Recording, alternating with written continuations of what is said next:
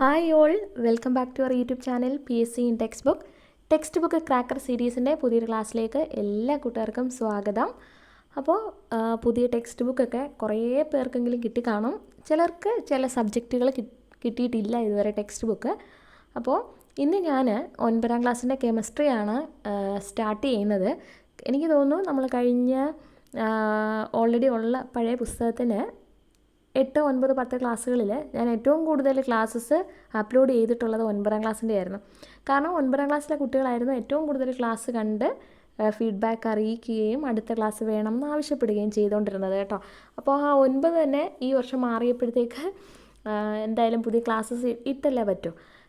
ഞാൻ പഴയ ക്ലാസ്സുകളിലൊക്കെ തന്നെ പറഞ്ഞിട്ടുണ്ട് 9ൻ്റെ പഴയ പുസ്തകം എനിക്ക് ഇഷ്ടമേ അല്ലായിരുന്നു. എന്നുവെച്ചാൽ എവിടുന്ന് എന്തൊക്കെയോ ഇങ്ങനെ copy paste cut and paste പോലെ ആയിരുന്നു ആ ഒരു ടെക്സ്റ്റിൻ്റെ പ്രസൻറ്റേഷൻ. പല സ്ഥലങ്ങളിലും കണ്ടിന്യൂഷൻ ഇല്ല, ഒരു ക്ലാരിറ്റി കുറവ് പോലെ. പക്ഷേ ഇത്തവണത്തെ ടെക്സ്റ്റ് എനിക്കൊരുപാട് ഇഷ്ടമായി.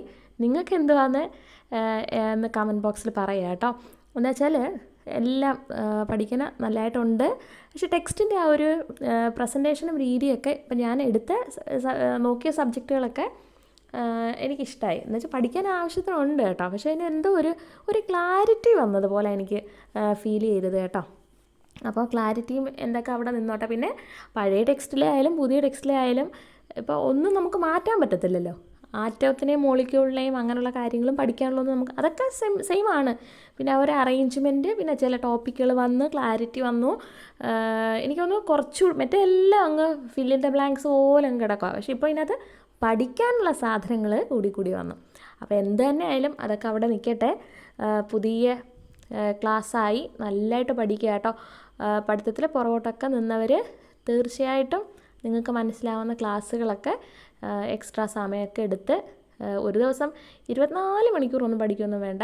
എന്നാലും ബാക്കി 23 മണിക്കൂറും നിങ്ങൾക്ക് ഇഷ്ടമുള്ളതൊക്കെ ചെയ്തിട്ട് കുറച്ച് സമയമെങ്കിലും ആത്മാർത്ഥമായിട്ടൊന്ന് പഠിക്കുന്ന സമയം ഒന്ന് കണ്ടെത്താൻ ശ്രമിക്കുക കേട്ടോ. അപ്പോൾ ക്ലാസ് കണ്ടിട്ട് നിങ്ങൾക്ക് മനസ്സിലായോ ഇല്ലയോ എന്നുള്ള എല്ലാം പറയുക കേട്ടോ. എന്നെ സംബന്ധിച്ചിടത്തോളം ക്ലാസ് കേട്ടിട്ട് അഭിപ്രായം കമൻറ്റ് ചെയ്യുക. ഒന്നുകിൽ നിങ്ങൾ കമൻറ്റ് അയ്യോ ഇത്രയൊക്കെ സെക്കൻഡ് എടുത്ത് ഞാൻ കമൻറ്റ് ചെയ്യണമെന്നുള്ളവർക്ക്, അങ്ങനെ ആഗ്രഹം ഇല്ലാത്തവർക്ക് നിങ്ങൾക്ക് ലൈക്ക് ചെയ്യാം. പക്ഷേ ഇഷ്ടമായെങ്കിലും ഇഷ്ടമല്ലെങ്കിലും നിങ്ങൾ ഫീഡ്ബാക്കുകൾ എന്തായാലും പറയുക കേട്ടോ. അപ്പം നമുക്ക് നേരെ ക്ലാസ്സിലേക്ക് പോകാം. First chapter structure of atom. എന്താണ് സ്ട്രക്ചർ ഓഫ് ആറ്റം?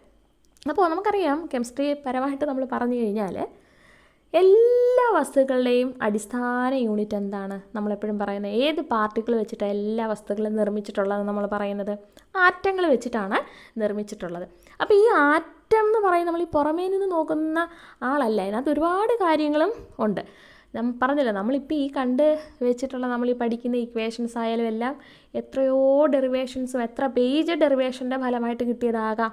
എത്രയോ ആളുകൾ വർഷങ്ങളെടുത്ത് നടത്തിയ ഗവേഷണത്തിൻ്റെ ഫലമായിട്ടുള്ള കാര്യങ്ങളില്ലേ നമ്മളിപ്പോൾ ജസ്റ്റ് ഒരു ഡെഫിനിഷൻ പോലെ അല്ലെങ്കിൽ ഒരു 1 വേർഡ് ക്വസ്റ്റ്യൻ ആൻസർ പോലെയൊക്കെ നമ്മൾ പഠിക്കുന്നത് വർഷങ്ങൾ കൊണ്ട് ആളുകളുടെ അധ്വാനത്തിൻ്റെ ഫലമാണ്.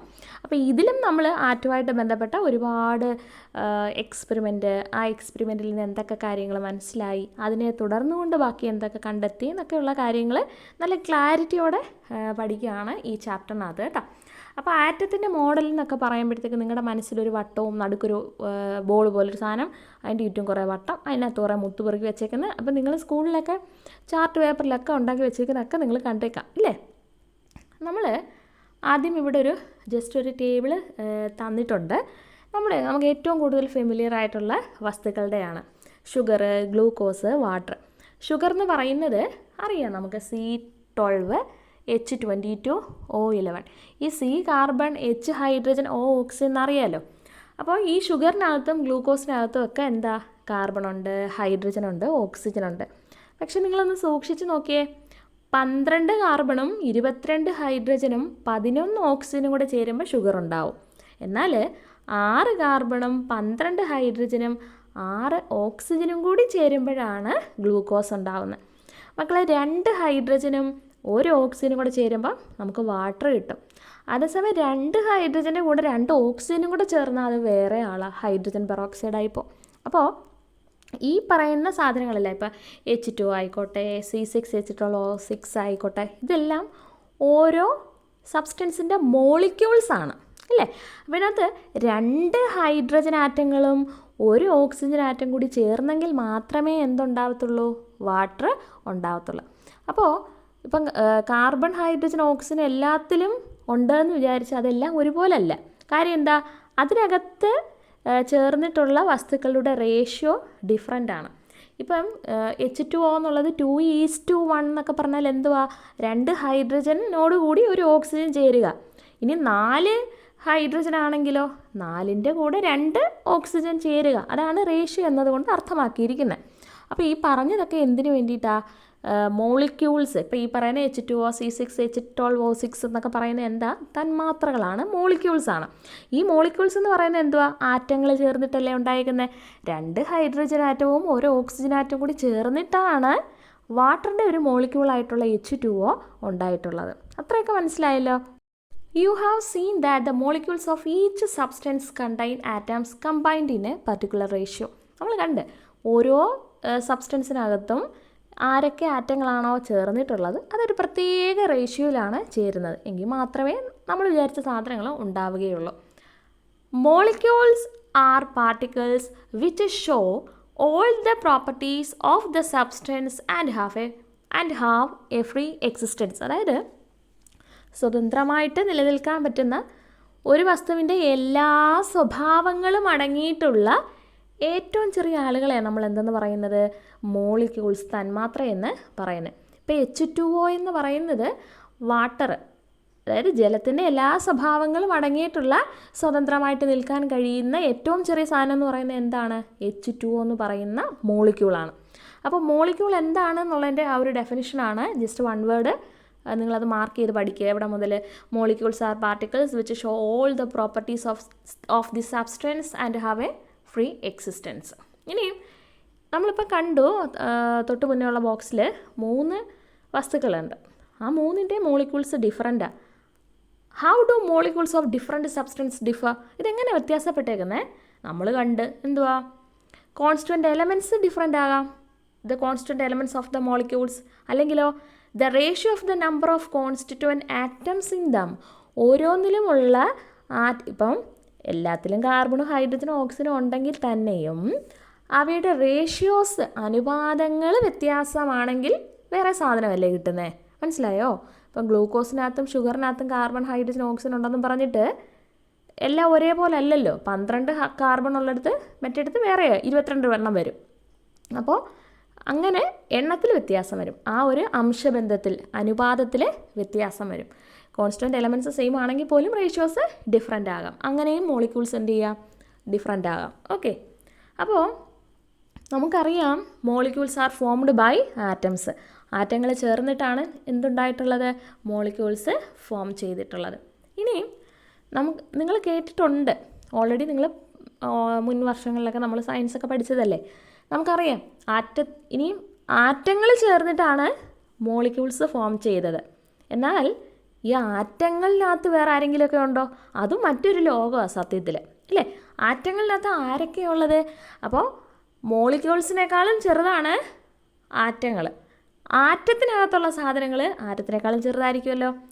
Atoms contain particles smaller than them. ഏതൊക്കെയാണ് ആറ്റത്തിനകത്ത്? ആരൊക്കെയാണ് കാണുന്നത്? ഇലക്ട്രോൺ ഉണ്ട്, പഠിച്ച മക്കളെ. പ്രോട്ടോൺ ഉണ്ട്, ന്യൂട്രോൺ ഉണ്ട്. ആരൊക്കെയുണ്ട്? ഇലക്ട്രോൺ ഉണ്ട്, പ്രോട്ടോൺ ഉണ്ട്, ന്യൂട്രോൺ ഉണ്ട്. അപ്പോൾ മോളിക്യൂൾസ് ആറ്റങ്ങൾ ചേർന്നിട്ടാണ് ഉണ്ടായിട്ടുള്ളത്. ആറ്റങ്ങളിനകത്ത് ആറ്റത്തിനേക്കാളും ചെറിയ പാർട്ടിക്കിൾസ് ഉണ്ട്. അതാരൊക്കെയാ? Electron, proton, neutron. ഇവന്മാരെ ആരൊക്കെ ഏതൊക്കെ രീതിയിലാണ് കണ്ടുപിടിച്ചേ? അതിൻ്റെ സ്വഭാവം എന്തൊക്കെയെന്ന് വേണ്ട കാര്യങ്ങളെല്ലാം വലിച്ച് കീറി മുറിച്ച് നമ്മൾ പഠിക്കാൻ പോവാം കേട്ടോ, ഓരോരുത്തരെയായിട്ട്. അപ്പോൾ ഈ ആറ്റത്തിനകത്ത് ഇലക്ട്രോൺ ഉണ്ട്, പ്രോട്ടോൺ ഉണ്ട്, ന്യൂട്രോൺ ഉണ്ട്. These are known as sub atomic particles. ഇവരെ നമ്മൾ എന്തെന്നാ പറയുന്നത്? ആറ്റത്തിനകത്ത് വീണ്ടുമുള്ള ആളുകളെ നമ്മൾ എന്തെന്നാ പറയുന്നത്? സബ് അറ്റോമിക് പാർട്ടിക്കിൾസ് എന്നാണ് പറയുന്നത്. നമ്മൾ അവരെക്കുറിച്ചാണ് കൂടുതൽ പറയാൻ പോകുന്നത്. ആദ്യത്തെ സബ് അറ്റോമിക് പാർട്ടിക്കിൾ ഏതാണ്? ഇലക്ട്രോൺ. അപ്പോൾ ഇലക്ട്രോണുമായിട്ട് ബന്ധപ്പെട്ട കാര്യങ്ങളാണ് നമ്മൾ പഠിക്കാൻ പോകുന്നത്. അപ്പോൾ അതിൻ്റെ കണ്ടുപിടുത്തത്തിൽ ആദ്യത്തെ ഒരു സാധനമാണ് ഡിസ്ചാർജ് ട്യൂബ് എക്സ്പെരിമെൻറ്റ്. എന്തോന്നാ? Discharge tube experiment. അപ്പോൾ ഇത് വില്യം ക്രൂക്സ് എന്ന് പറയുന്ന ഒരു ഫിസിസ്റ്റ് 1875 നടത്തിയ ഒരു എക്സ്പെരിമെൻറ്റ് വെച്ചിട്ടാണ് ഇത് തുടങ്ങുന്നത്. പിന്നീട് ഒരുപാട് സയൻറ്റിസ്റ്റുകൾ ഈ ഡിസ്ചാർജ് ട്യൂബ് എക്സ്പെരിമെൻറ്റ് നടത്തി. അതിനകത്ത് വിലപ്പെട്ട ഒരു കണ്ടുപിടുത്തം നടത്തിയ ഒരു പുള്ളിക്കാരന് ഒരു നോബൽ പ്രൈസ് കിട്ടുകയും ചെയ്തു. അപ്പോൾ അതൊക്കെയാണ് നമ്മൾ ഡീറ്റെയിൽ ആയിട്ട് പഠിക്കുന്നത് കേട്ടോ. അപ്പോൾ ഇതൊക്കെ എത്ര വർഷങ്ങൾക്ക് മുന്നേ ഉള്ള കാര്യങ്ങൾ നമ്മൾ പഠിക്കുന്നത്. ഇന്ന് നമ്മൾ നമ്മുടെ ലോകത്തിലുള്ള കാര്യത്തിനെല്ലാമുള്ള അടിസ്ഥാനം ഈ കണ്ടുപിടുത്തങ്ങളാണ് കേട്ടോ. അപ്പോൾ വില്യം ക്രൂക്സിൻ്റെ ഡിസ്ചാർജ് ട്യൂബ് എക്സ്പെരിമെൻറ്റ് എങ്ങനെയാണ്, എന്തൊക്കെയാണ് എന്നുള്ളതാണ് നമ്മൾ പഠിക്കാൻ പോകുന്നത് കേട്ടോ. William Crookes conducted experiment by passing electricity at a high voltage through a glass tube in which both sides are fixed with metal plates as electrode. എന്തെങ്കിലും മനസ്സിലായോ? നല്ലതായിട്ട് മനസ്സിലാവുന്ന കുഞ്ഞുങ്ങളും ഉണ്ട്. ഇതെന്താ ഈ പറയുന്നവർ എന്ന് വിചാരിക്കുന്നവർ കാണും ഇല്ലേ? എല്ലാവരും ശ്രദ്ധിക്കുക, നമുക്ക് എല്ലാവർക്കും പഠിക്കാം. ഈസിയാണ് കേട്ടോ, വളരെ ഈസിയാണ്. ആ ഡയഗ്രാം ഒന്ന് നോക്കിക്കേ. ഒരു നല്ലൊരു സാലഡ് കുക്കുംബറിൻ്റെ കൂട്ട് എന്തോ ഒരു സാധനം ഇരിക്കുന്നില്ല, ഒരു ഗ്ലാസ് ട്യൂബുണ്ട്. ഈ glass tube zinc sulphide coated ആണ് കേട്ടോ. ഈ ഗ്ലാസ് ട്യൂബിൻ്റെ 2 എഡ്ജിലും ഓരോ മെറ്റൽ പ്ലേറ്റ് കൊടുത്തിട്ടുണ്ട്. ഈ മെറ്റൽ പ്ലേറ്റ് എന്താണ് യഥാർത്ഥത്തിൽ? ഇലക്ട്രോഡ്സ് ആണ് കേട്ടോ. ഒരു നെഗറ്റീവ് ചാർജുള്ള മെറ്റൽ പ്ലേറ്റ് ഉണ്ട്. നെഗറ്റീവ് ചാർജുള്ള മെറ്റൽ പ്ലേറ്റ് എന്താണ്? കാഥോഡാണ്. പോസിറ്റീവ് ചാർജുള്ള മെറ്റൽ പ്ലേറ്റ് എന്താണ്? ആനോഡാണ്. ഈ ആനോഡ് നിങ്ങൾ സൂക്ഷിച്ച് നോക്കുമ്പോൾ കാണാം, കാഥോഡിലുള്ള മെറ്റൽ പ്ലേറ്റ് ഒരൊറ്റ ഒരു പീസ് പോലെയാണ് അല്ലേ, വെട്ടൊന്നും ഇല്ലല്ലോ. എന്നാൽ ആനോഡിലുള്ള മെറ്റൽ പ്ലേറ്റിൻ്റെ ഇടയ്ക്ക് ഒരു ചെറിയ വെട്ട് പോലില്ലേ, ഇല്ലേ? ചെറിയ ഹോൾസ് ഉണ്ടെന്ന് പറയാം. ആ ഒരു ഡിഫറൻസ് നിങ്ങൾ മനസ്സിലാക്കണം, പെട്ടെന്ന് അത് ശ്രദ്ധിക്കത്തില്ല കേട്ടോ. അപ്പോൾ നമ്മൾ പറഞ്ഞു, ഒരു ഗ്ലാസ് ട്യൂബ് എടുത്തു. ഗ്ലാസ് ട്യൂബിൻ്റെ 2 എഡ്ജിലും മെറ്റൽ പ്ലേറ്റിനെ വെച്ചു.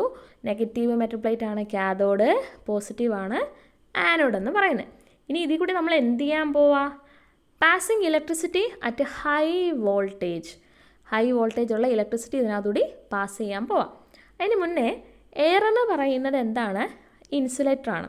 സോ ഇലക്ട്രിസിറ്റി എന്ത് ചെയ്യത്തില്ല? നോർമൽ പ്രഷറിൽ ഇതിൽ കൂടി പാസ് ചെയ്യത്തില്ല. അതുകൊണ്ട് തന്നെ ഈ ട്യൂബിനെ ഇവാക്വേറ്റ് ചെയ്തിട്ടാണ് ഉപയോഗിച്ചിട്ടുള്ളത്. ആ സമയത്ത് എയറിനെ നോർമൽ പ്രഷറിൽ ഇലക്ട്രിസിറ്റി പാസ് ചെയ്യില്ല എന്ന് മാത്രമേ അറിയൂ. ഈ പ്രഷർ എന്തെങ്കിലും അങ്ങോട്ടും ഇങ്ങോട്ടും മാറ്റുവാണെങ്കിൽ ഇലക്ട്രിസിറ്റി അതിനകത്തൊരു പാസ് ചെയ്യും എന്നൊരു അറിവ് അന്ന് കണ്ടെത്തിയിട്ടില്ല. The tube was evacuated gradually. It was seen that electricity passed through it. അതായത് ട്യൂബ് ഇവാക്വേറ്റ് ചെയ്തതിന് ശേഷം എന്ത് ചെയ്യുന്നുണ്ട്? ഹൈ വോൾട്ടേജ് ഇലക്ട്രിസിറ്റി പാസ് ചെയ്യുന്ന സമയത്ത് ആ ട്യൂബിനകത്തൂടി ഇലക്ട്രിസിറ്റി പാസ് ചെയ്യുന്നുണ്ട്. പിന്നെ perforated positive electrode was used. ഞാൻ പറഞ്ഞല്ലോ, ചെറിയ ഹോൾസ് ഉള്ള കാഥോഡ് എന്ന് പറയുമ്പോൾ ഒരൊറ്റ മെറ്റൽ പ്ലേറ്റ് കനത്തെ ഇരിക്കുക. പക്ഷേ ആനോഡ് യൂസ് ചെയ്യുന്ന സമയത്ത് അതിന് 2 ചുളിവുകൾ, 2 ഹോൾസ് പോലെ ഇട്ടിട്ടുണ്ട്. അപ്പോൾ പെർഫറേറ്റഡ് പോസിറ്റീവ് ഇലക്ട്രോഡാണ് യൂസ് ചെയ്യുന്നത്. അപ്പോൾ ഇലക്ട്രിസിറ്റി പാസ് ചെയ്യുന്ന സമയത്ത് കാഥോഡ് എന്ന് പറയുന്നത് നെഗറ്റീവാണ്, ആനോഡ് ഈ പെർഫറേറ്റഡ് ആനോഡ് എന്ന് പറയുന്നത് പോസിറ്റീവാണ്. അപ്പോൾ ഇലക്ട്രിസിറ്റി പാസ് ചെയ്യുന്ന സമയത്ത് a light green glow was observed on the zinc sulphide coated glass wall behind it. അതായത് ഹൈ വോൾട്ടേജ് ഇലക്ട്രിസിറ്റി പാസ് ചെയ്യുന്ന സമയത്ത് ഈ സിങ്ക് സൾഫൈഡ് കോട്ടഡ് ആണല്ലോ ഗ്ലാസ് ട്യൂബ്, ഞാൻ പറഞ്ഞു. അപ്പോൾ ഇലക്ട്രിസിറ്റി പാസ് ചെയ്യുന്ന സമയത്ത് ആനോഡിൻ്റെ പുറകുവശത്തായിട്ട് തൊട്ട് പുറകിൽ ഒരു ഗ്രീൻ ഗ്ലോ നമുക്ക് കാണാൻ പറ്റും. The glow is due to the rays emitted from the cathode. അപ്പോൾ അതുവരെ ഒരു കുഴപ്പമില്ല. ഹൈ വോൾട്ടേജ് ഇലക്ട്രിസിറ്റി പാസ് ചെയ്യുന്ന സമയത്ത് ആനോഡിൻ്റെ തൊട്ട് പുറകുവശത്തൊരു ഗ്രീൻ ഗ്ലോ ഉണ്ടാവുകയാണ്. അപ്പോൾ ഇതെന്ത് കാരണമായിരിക്കും ഉണ്ടായേ?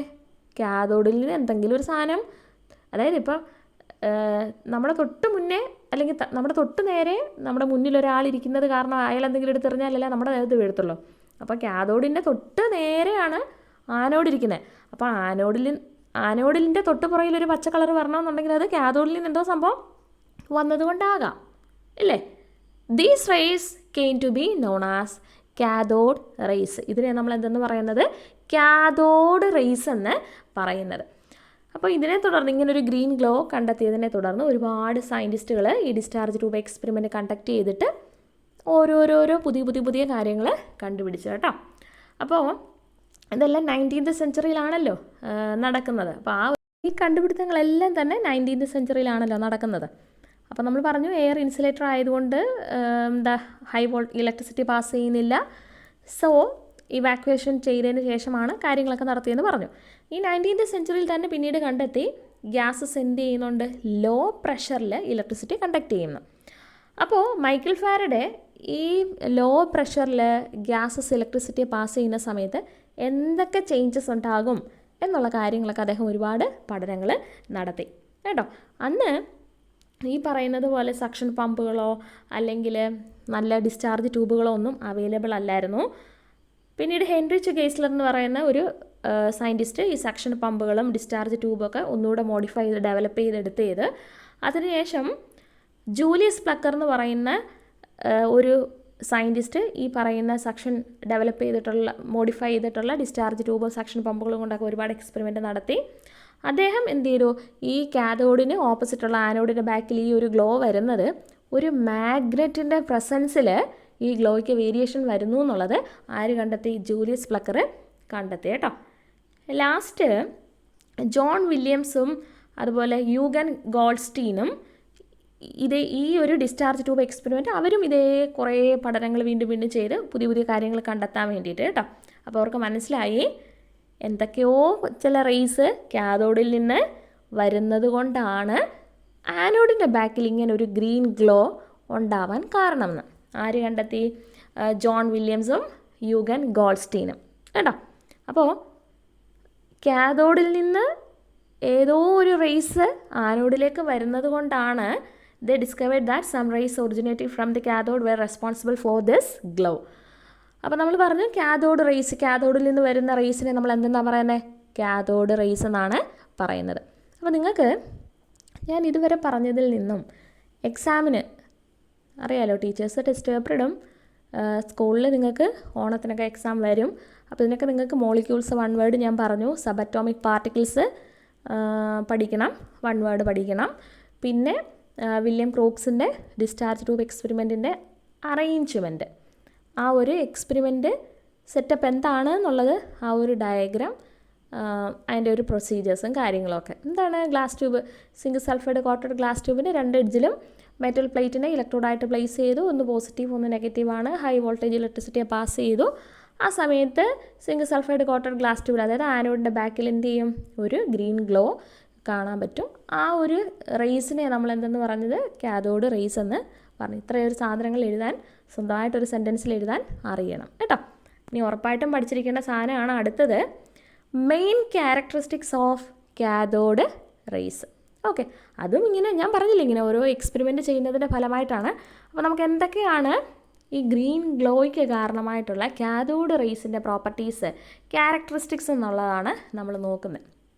ഈ കാഥോഡ് റേസിന് പിന്നീട് മനസ്സിലായൊരു കാര്യം, ഒപ്പേക്ക് ഒബ്ജക്റ്റ്, ഈ കാഥോഡിനും ആനോഡിനും ഇടയിൽ ഒരു ഒപ്പേക്കായിട്ടുള്ള ഒരു ഒബ്ജക്റ്റ് വെക്കും. എന്തോ ഈ ഒപ്പേക്ക് എന്ന് പറയുന്നത്, പ്രകാശത്തിനെ കടത്തിവിടാത്ത കേട്ടോ, അതായത് ലൈറ്റ് റേസിനെ ഒന്നും കടത്തിവിടാത്ത ഒരു ഒപ്പേക്ക് ഒബ്ജക്റ്റ് വെക്കുവാണെങ്കിൽ അതിന് തൊട്ട് പിറകിലായിട്ട് എന്ത് കാണാൻ പറ്റും, അതിൻ്റെ ഷാഡോ, നിഴല് കാണാൻ പറ്റും. ആ ഒപ്പേക്കായിട്ടുള്ള ഒബ്ജക്റ്റിൻ്റെ ഷാഡോ അതിന് തൊട്ട് ബാക്കിലായിട്ട് കാണാൻ പറ്റും. അപ്പോൾ നമുക്ക് മനസ്സിലാവും കാഥോഡിൻ്റെ തൊട്ട് ഫ്രണ്ടിലാണ് നമ്മൾ ഈ പറയുന്ന ഒപ്പേക്ക് ഒബ്ജക്റ്റ് വെച്ചിട്ടുള്ളത്. അപ്പോൾ ഇവർ നേരെ കാഥോഡിൽ നിന്ന് തന്നെ നേരെ വന്നതുകൊണ്ടാകാമല്ലോ, അത് ഒപ്പേക്കാണ്, അപ്പോൾ ഒന്നും കടത്തി വിടത്തില്ല. അപ്പോൾ അവിടുന്ന് നേരെ എന്തോ ഒരു സാധനം ഇവിടെ വന്ന് വലിച്ചതുകൊണ്ടാണ് അതിൻ്റെ ഷാഡോ അതിൻ്റെ ബാക്കിലുണ്ടാവുന്നത്.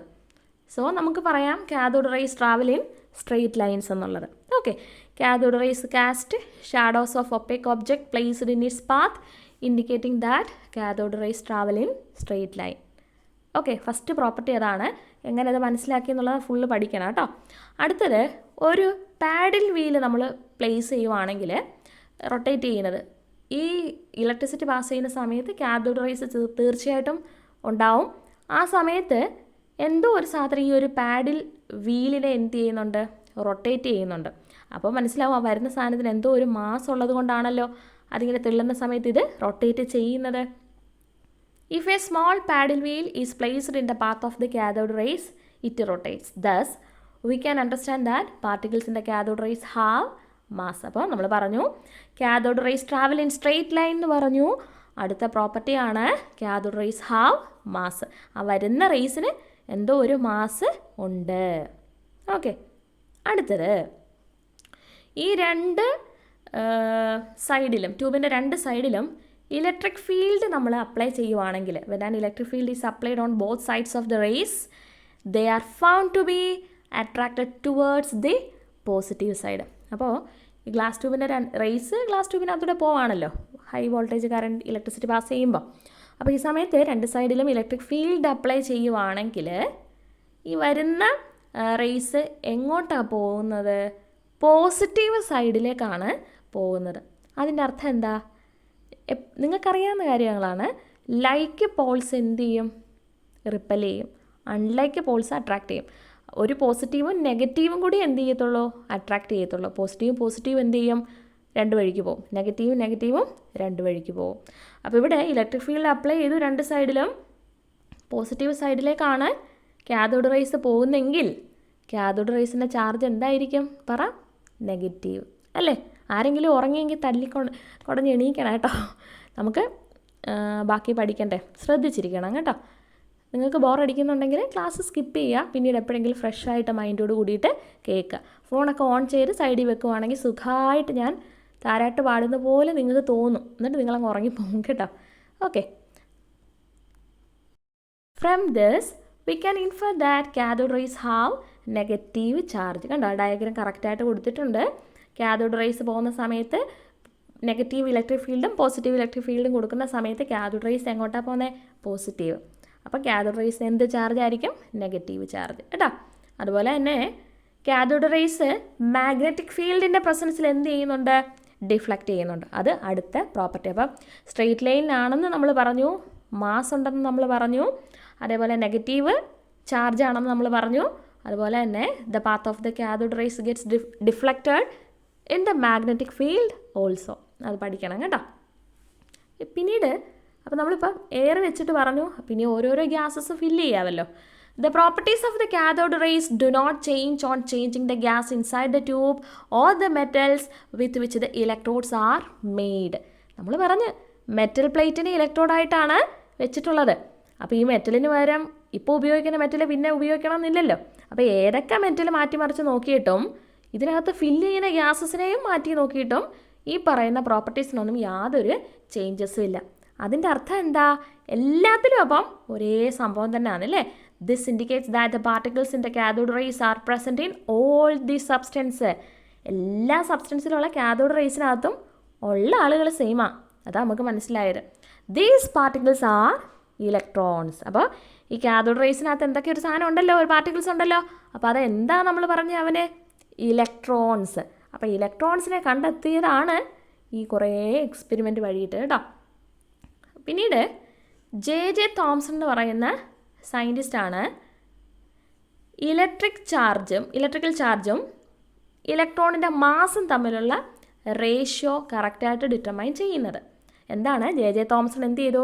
കാഥോഡ് റേസിലുള്ള പാർട്ടിക്കിൾസ്, ദാറ്റ് മീൻസ് ഇലക്ട്രോൺസിൻ്റെ ഇലക്ട്രിക്കൽ ചാർജും മാസും തമ്മിലുള്ള റേഷ്യോ ഡിറ്റർമൈൻ ചെയ്തു കേട്ടോ. ഇത് കാഥോഡ് റേസ് വെച്ചിട്ടുള്ള എക്സ്പെരിമെൻ്റ് വഴി വെച്ചിട്ടാണ് അദ്ദേഹം ഇത് കണ്ടുപിടിക്കുന്നത് കേട്ടോ. അതുപോലെ തന്നെ ആറ്റത്തിനേക്കാളും വളരെ ചെറുതാണ് ആര്? ഇലക്ട്രോൺസ് എന്നും കണ്ടെത്തി. 1906 ഇദ്ദേഹത്തിന് ഫിസിക്സിൽ നോബൽ പ്രൈസ് കിട്ടി കേട്ടോ, ഈ ഒരു ഡിസ്ചാർജ് ട്യൂബ് എക്സ്പെരിമെൻറ്റിന്. അപ്പോൾ നമ്മൾ വില്യം ക്രൂക്സിൻ്റെ ഡിസ്ചാർജ് ട്യൂബ് എക്സ്പെരിമെൻറ്റ് വെച്ചിട്ടാണ് സ്റ്റാർട്ട് ചെയ്തത്. അത് 19th സെഞ്ച്വറിയിലാണ്. ഇതിപ്പം 20th സെഞ്ച്വറിയായി. 1906 ജെ തോംസൺ എന്ത് കിട്ടി? ഡിസ്ചാർജ് ട്യൂബ് എക്സ്പെരിമെൻറ്റിനുള്ള ഫിസിക്സിലുള്ള നോബൽ പ്രൈസ് ലഭിച്ചു. നമ്മൾ പറഞ്ഞു ജെ തോമസനാണ് ഇലക്ട്രോണിൻ്റെ ഇലക്ട്രിക്കൽ ചാർജും മാസും തമ്മിലുള്ള റേഷ്യോ E/m റേഷ്യോ കണ്ടെത്തിയത്. അദ്ദേഹം കണ്ടെത്തിയത് 1.76 × 10⁻11 കൂളോം പെർ കിലോഗ്രാം ആയിരുന്നു കേട്ടോ. എന്നാൽ അദ്ദേഹത്തിന് ഈ ഇലക്ട്രിക്കൽ ചാർജും മാസും സെപ്പറേറ്റ് ആയിട്ട് കണ്ടെത്താൻ കഴിഞ്ഞില്ല. ജെ തോംസൻ്റെ ഇലക്ട്രിക്കൽ ഡിസ്ചാർജ് എക്സ്പെരിമെൻറ്റ് വെച്ചിട്ട് പറ്റിയില്ല കേട്ടോ. എന്നാൽ പിന്നീട് റോബർട്ട് മില്ലിക്കൻ എന്ന് പറയുന്ന സയൻറ്റിസ്റ്റ് അദ്ദേഹത്തിൻ്റെ ഓയിൽ ഡ്രോപ്പ് എക്സ്പെരിമെൻറ്റ് വെച്ചിട്ട് 1.6 ഇൻറ്റു 10⁻⁻19 കൂളോംബാണ്. അത്രയും നെഗറ്റീവ് ചാർജാണ് ഇലക്ട്രോണിനെന്നും അതുവഴി അദ്ദേഹം ഇലക്ട്രോണിൻ്റെ മാസ് 9.1 ഇൻറ്റു 10⁻31 കിലോഗ്രാം ആണ് എന്നും കണ്ടെത്തി കേട്ടോ. അപ്പോൾ ഇതൊന്നും എക്സാമിന് ചോദിക്കത്തില്ല, അറിഞ്ഞ് വെച്ചേക്കുക കേട്ടോ. ഇതൊക്കെ പ്രധാനപ്പെട്ട കാര്യങ്ങളാണ്. നിങ്ങൾ ഒരുപാട് സയൻസിലൊക്കെ +1 +2 ഒക്കെ ബയോളജി സയൻസൊക്കെ എടുക്കണം എന്ന് ആഗ്രഹമുള്ളവർ ചെറിയൊരു നോട്ട് എന്ത് ചെയ്യുക, കീപ്പ് ചെയ്യുക, ഡിക്ഷണറി ഒക്കെ പോലെ. എന്നിട്ട് ഇങ്ങനെയുള്ള വാല്യൂസും ഇക്വേഷൻസും ഒക്കെ നിങ്ങൾ ഓരോ ചാപ്റ്റർ പഠിക്കുന്നത് നോട്ട് ചെയ്ത് പോകുന്നത് വളരെ നല്ലതാണ് കേട്ടോ. പ്രധാനപ്പെട്ട കാര്യങ്ങൾ ചെറിയ ചെറിയ ഷോർട്ട് നോട്ട്സ് പ്രിപ്പയർ ചെയ്യുന്നത്. അത് പിന്നെ നിങ്ങൾ നോക്കുമ്പോൾ നിങ്ങൾക്ക് തന്നെ വായിക്കാനും മനസ്സിലാക്കാനും ഒക്കെ പറ്റണം കേട്ടോ. ഷോർട്ട് നോട്ടാണെന്നും പറഞ്ഞിട്ട് ചുമ്മാ മണൽ വാരി ഇടുന്ന പോലെ എന്തെങ്കിലും വെറുതെ കുത്തിക്കുറിച്ചിട്ട് കാര്യമില്ല. അടുത്ത വർഷം അതിൻ്റെ അടുത്ത വർഷമൊക്കെ നോക്കുമ്പോൾ നിങ്ങൾക്ക് അതൊക്കെ കാണുമ്പോൾ മനസ്സിലാവണം കേട്ടോ. അപ്പോൾ നമ്മൾ ഡിസ്ചാർജ് ട്യൂബ് എക്സ്പെരിമെൻറ്റാണ് പറഞ്ഞത്. ജെ തോംസൺ 1906 അദ്ദേഹത്തിന് നോബൽ പ്രൈസ് ലഭിച്ചു. പിന്നീട് E/M റേഷ്യോ 1.76 ഇൻറ്റു 10⁻11 പറഞ്ഞു. ഇലക്ട്രോണിൻ്റെ ചാർജ് 1.6 ഇൻറ്റു 10⁻19 ആണ്. എന്നാൽ മാസ് 9.1 ഇൻറ്റു 10⁻31 കിലോഗ്രാം. നിങ്ങൾ നോക്കിക്കേ, 10⁻−1 എന്ന് പറഞ്ഞാൽ അതിൻ്റെ അർത്ഥം എന്താ? 1/10, അതായത് 1നെ 10 കൊണ്ട് ഡിവൈഡ് ചെയ്യുക. 1നെ 10 കൊണ്ട് ഒരു മുട്ടായി കിട്ടി 10 പേർക്ക് വീതിക്കാൻ എന്തോ ഉണ്ട്. അപ്പോൾ ഒരു മുട്ടായി കിട്ടിയിട്ട് 100 പേർക്ക് വീതിക്കാനോ? അപ്പോൾ ഒരു മുട്ടായി വെച്ച് നമുക്ക് 1000 പേർക്കോ? അങ്ങനെ ഒരു മുട്ടായി വെച്ചിട്ട് ഒന്നിട്ടിട്ട് 31 പൂജ്യമുള്ള ഒരു നമ്പർ, അത്രയും പേർക്ക്. അപ്പോൾ എത്രോളം ചെറിയ ആളാണെന്ന് നിങ്ങൾ മനസ്സിലാക്കണം കേട്ടോ. ഓക്കെ, അപ്പോൾ ഇവിടെ വെച്ചിട്ടാണ് ഞാൻ സ്റ്റോപ്പ് ചെയ്യുന്നത്. അപ്പോൾ നമ്മൾ ഡിസ്ചാർജ് ട്യൂബ് എക്സ്പെരിമെൻറ്റ് കാര്യങ്ങൾ, അതിൻ്റെ ക്യാരക്ടറിസ്റ്റിക്സും കാര്യങ്ങളൊക്കെ പറഞ്ഞു. നിങ്ങൾക്ക് മനസ്സിലായി എന്നാണ് വിചാരിക്കുന്നത്. നിങ്ങൾക്ക് മനസ്സിലായെങ്കിൽ ചെയ്യേണ്ട ഒരു കാര്യം എന്താണെന്നറിയാമോ? നിങ്ങളുടെ കൂടെ പഠിക്കുന്ന, അതായത് ഇച്ചിരിയെങ്കിലുമൊക്കെ പഠിക്കാൻ ആഗ്രഹമുണ്ട് ബാക്കിലോട്ടൊക്കെ നിൽക്കുന്നവർക്ക് നിർബന്ധമായിട്ട് നിങ്ങൾ പറയണം ക്ലാസ്സസ് കേൾക്കാൻ വേണ്ടിയിട്ട് കേട്ടോ. നിങ്ങൾ എന്നെ എത്രത്തോളം സപ്പോർട്ട് ചെയ്യുന്ന അതിൻ്റെ ബേസിസിലായിരിക്കും ഞാൻ അടുത്ത ക്ലാസ് അപ്ലോഡ് ചെയ്യുന്നത്. എനിക്ക് തോന്നണ്ടേ, നമ്മൾ പരസ്പരം കണ്ടില്ലെങ്കിലും എവിടെയെങ്കിലും എന്നെ പ്രതീക്ഷിച്ചിട്ട് അയ്യോ ക്ലാസ് ഇടുമല്ലോ എന്നും പറഞ്ഞ് പഠിക്കാൻ ആരെങ്കിലും എവിടെയെങ്കിലുമൊക്കെ ഉള്ളപ്പം നമുക്കൊരു ഉത്സാഹമല്ലേ. ഓക്കെ, അപ്പോൾ നിങ്ങളുടെ വിലയേറിയ അഭിപ്രായങ്ങൾക്കായി കാതോർത്തുകൊണ്ട് നിർത്തട്ടെ. നന്ദി, നമസ്കാരം.